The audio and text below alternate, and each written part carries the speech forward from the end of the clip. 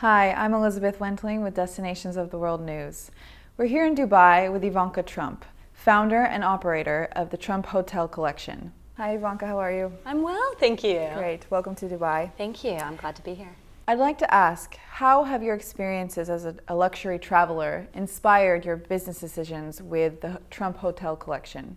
Well, I think exposure to different cultures, different countries, different ways of doing things does nothing but heighten your own sense of what's the best, what's the right way to do things. And I think being open-minded to what you experience during travels is incredibly important.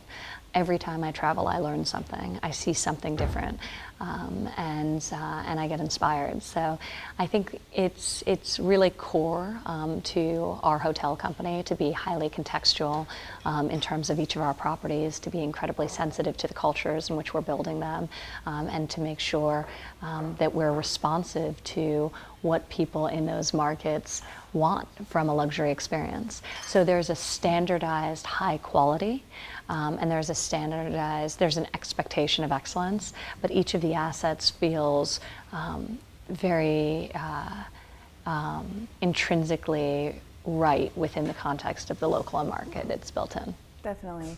And is there a specific trip or experience that you had that you could speak about that's... Oh, so many. When I come here as well, I mean, Dubai is incredible in that it inspires you to be bold. You know, buildings are taller, they're shinier, they're more exciting, there's an energy here. Yeah, but it really, you know, people here are very passionate, they have high expectations, they have bold visions. Really the only limiting factors are gravity and imagination. So that's a great environment in which to build. Could you tell us a little bit about the up-and-coming hotel in Baku, Azerbaijan, and why you decided to invest in that region? Yes, so we have a Hotel Trump International Hotel Baku that's going to be opening in the fall of this year. So we're very excited about that. It's been a wonderful market. There's a huge opportunity to develop a truly luxury property for that particular city and in that particular market. We are going to have incredible meeting and banquet facilities because it's something that currently is absent in Baku. And there's so many business travelers who are coming through for conferences and for meetings, and we're going to strongly be targeting them, as well as obviously the transient guest who's going to Baku to visit, and for sporting events, obviously like the one that's upcoming. So it's a very special property, and we're incredibly excited about it. Will the new hotel exude a sense of place, or will it be similar to an American Trump hotel like Chicago or New York City? It will be both. So it's very grand, but it's, you know, as we were talking about before, it's important to feel contextual. So it's striking that balance that's key to the success of every project. Great. And how do you define luxury? I mean, you yourself experience luxury travel on a Luxury is basis. about quality. Mm-hmm. It's about product.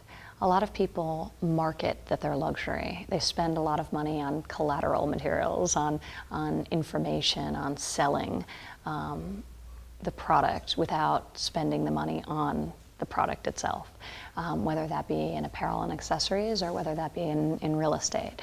But luxury isn't just the narrative, it's the actual asset.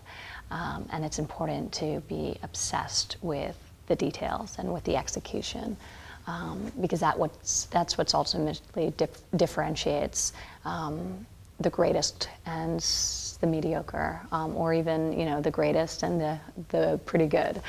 I also think luxury is something that's always evolving. It evolves, it varies across markets in terms of what people's standards are and what their expectations are. There is always an importance of location in the real estate world. So you can't really have something that you can build a luxury building, but the end user won't view it to be a complete luxury experience if it's in a tertiary location within the context of an urban environment. So that's a core principle. And on that topic of luxury travel, are there any destinations that you're looking forward to visit that you haven't been, any bucket list destinations? I have a few. I've never been to Morocco, and it's a place I'd very much like to visit. I've never been to the pyramids, and I've been to Egypt, but not as a tourist, so that's something that I'd very much like to do. And there are several places in South America I'd love to visit as well. So. You could do a North African trip. Maybe. Yes, I'd love that. Absolutely. Go down to South America. What other destinations are you excited about opening up in 2015 and the years to come? We have a very big year coming up. So we're opening Baku in the fall.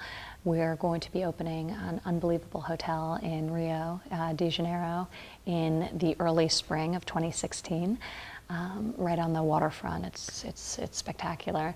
We're opening a hotel in Vancouver, Canada, in the late spring of 2016. We're opening Trump, DC, in Washington, right on Pennsylvania Avenue, in the summer of 2016. So we have a busy 8 months ahead. That's exciting. Thank you so much for joining us, Ivanka. Thank you. Take care. Thanks for taking the time. And for more essential travel intelligence, please follow us on dotwnews.com.